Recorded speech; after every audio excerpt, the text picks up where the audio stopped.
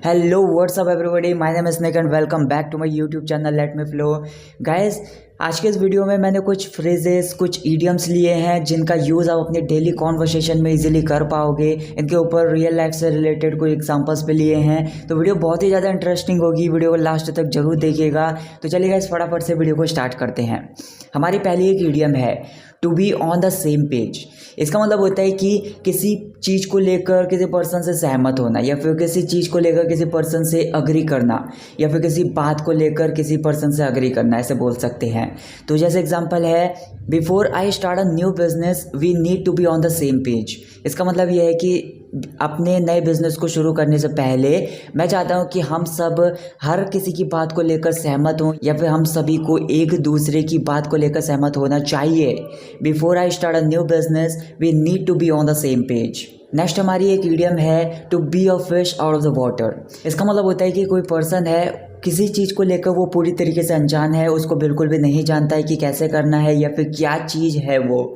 या फिर आप बोल सकते हैं कि कोई चीज़ है, वो उस चीज़ को करते समय बहुत ज़्यादा अनकंफर्टेबल फील कर रहा है या फिर बेआराम फील कर रहा है। तो जैसे एक मछली होती है, अगर उसे पानी से बाहर निकाल देते हैं तो वो बहुत ज़्यादा अनकंफर्टेबल फील करती है या फिर बहुत ज़्यादा बेचैनी महसूस करती है। तो उसी बेचैनी को वो पर्सन भी फील करता है। तो ऐसी सिचुएशन में हम इस ईडियम का यूज़ कर सकते हैं to be a fish out of the water. For example, I felt like a fish out of the water when I went to English institute for the first time. मतलब जब मैं English institute पहली बार गया था तो उस time पर मैं बहुत ज़्यादा अनकंफर्टेबल फील कर रहा था, क्योंकि मैं उस चीज़ से बिल्कुल बहुत ज़्यादा अनजान था या फिर उस चीज़ के बारे में मेरे को कुछ भी नहीं पता था। इसी की वजह से मैं बहुत ज़्यादा बेचैनी महसूस कर रहा था वहाँ पहुँचने के बाद। I felt like a fish out of the water when I went to English institute for the first time. अगली हमारी एक ईडियम है टू ड्रॉ द लाइन। इसका मतलब होता है कि किसी चीज़ के लिए लिमिट सेट कर देना, स्पेशली जब आपको लगता है कि कुछ गलत है या फिर कुछ गलत होने वाला है, तो उसके लिए लिमिट सेट कर देना, उसको और आगे ना बढ़ने देना। तो जैसे अगर मैं एग्जांपल लूँ, I want to help my friend but I drew the line at lending money. मतलब मेरा दोस्त है, वो मुझसे रुपये उधार मांग रहा है, मैं उसकी मदद तो करना चाहता हूँ रुपये उधार देकर, लेकिन मैं उसको पहले से ही कुछ रुपये उधार दे चुका हूँ। तो अब मैंने रुपये उधार देने में एक लिमिट सेट कर दी है, तो उस लिमिट की वजह से मैं उसकी मदद नहीं कर पाऊंगा।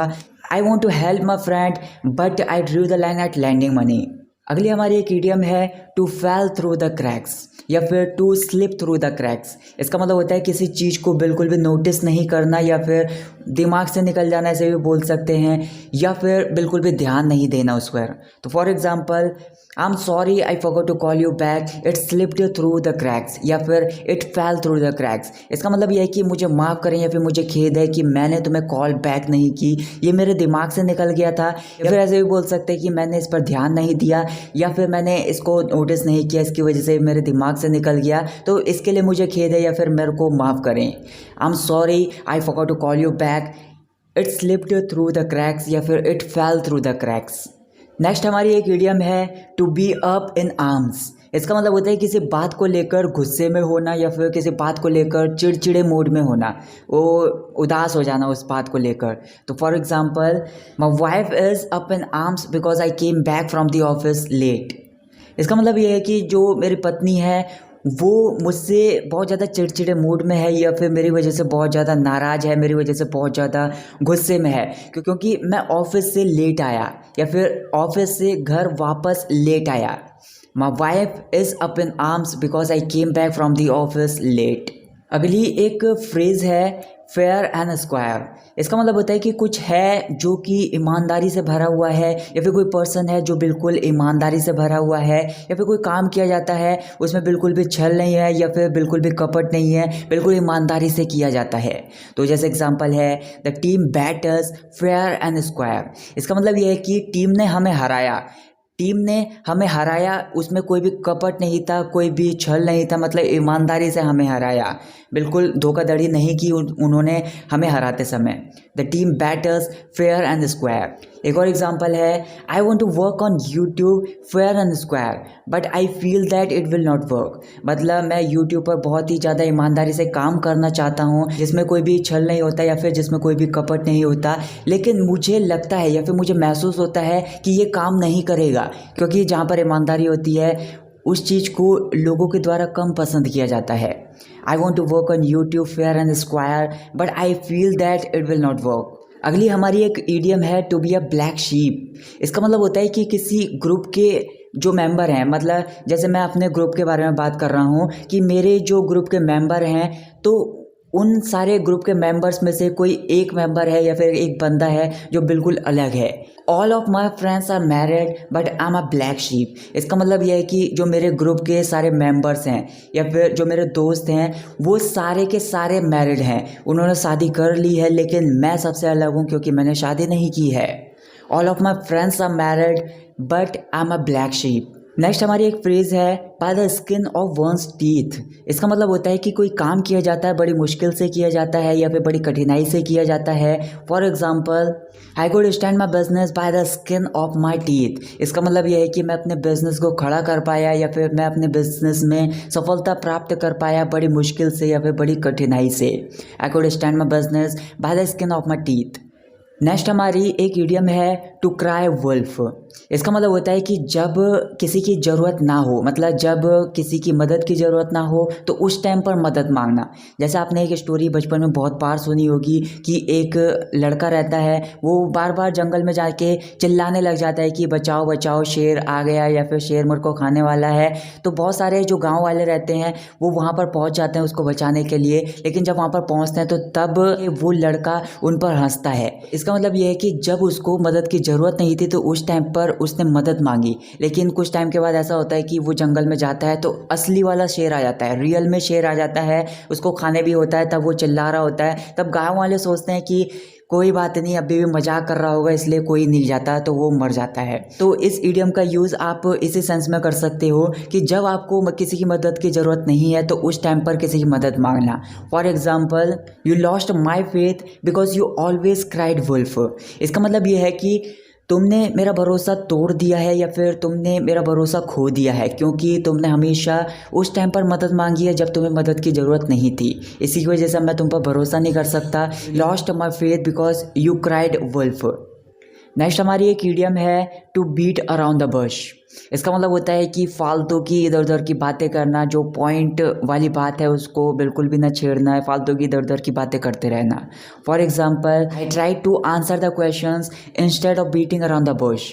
इसका मतलब ये है कि मैंने फालतू की इधर उधर की बातें ना करते हुए या फिर इधर उधर की फालतू की बातें करने की बजाय मैंने प्रश्नों के उत्तर देने की कोशिश की। I try to answer the questions instead of beating around the Bush.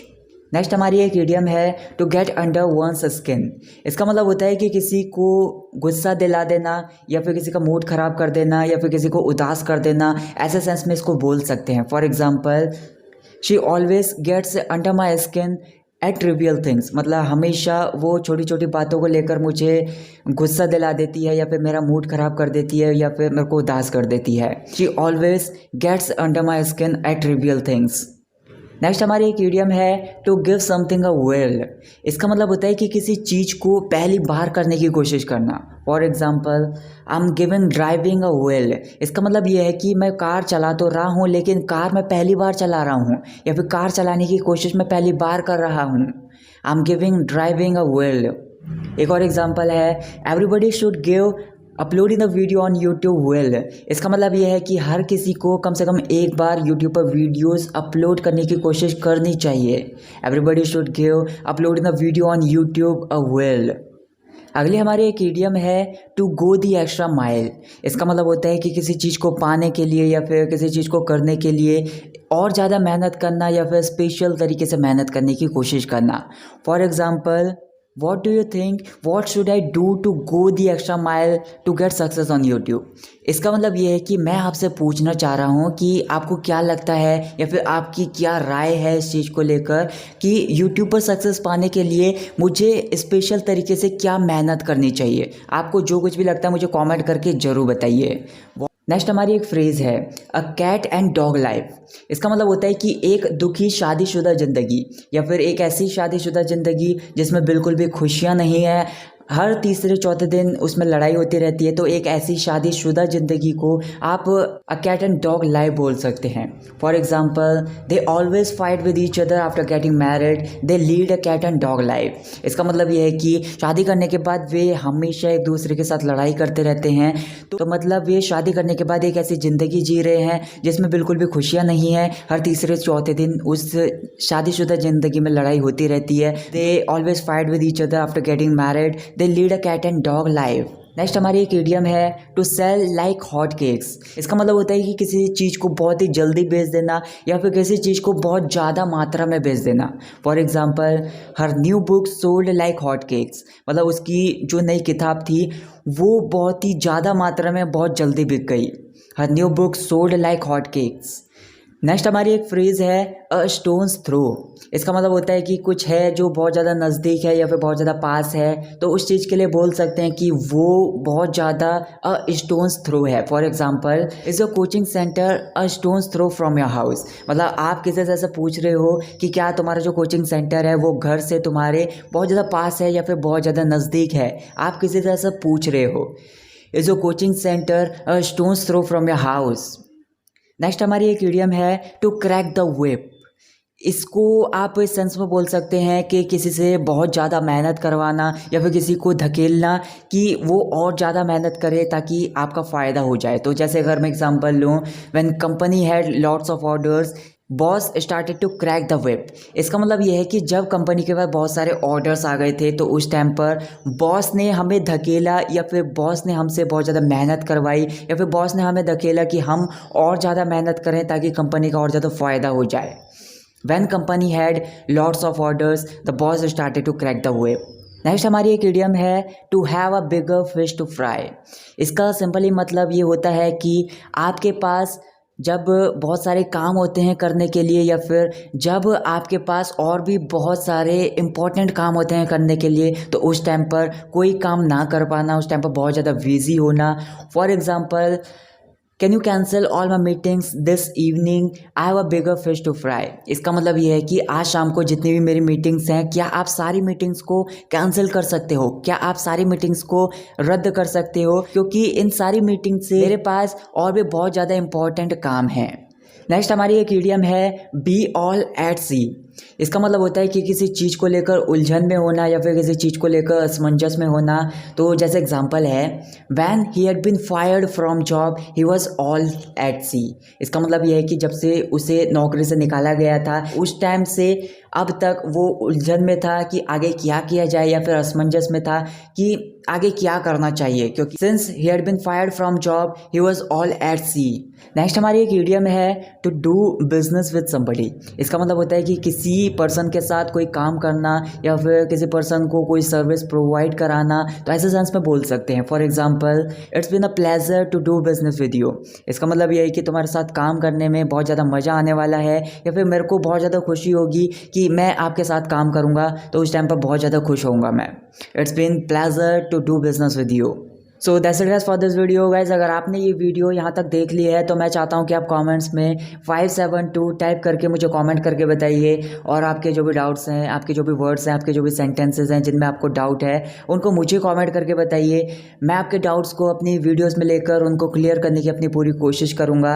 अगर आपको ये वीडियो पसंद आई तो वीडियो को ज़्यादा से ज़्यादा लाइक कीजिए, ज़्यादा से ज़्यादा शेयर कीजिए, चैनल को सब्सक्राइब करना ना भूलें। Thank you so much for watching this video. I will catch you in the next video. Take care.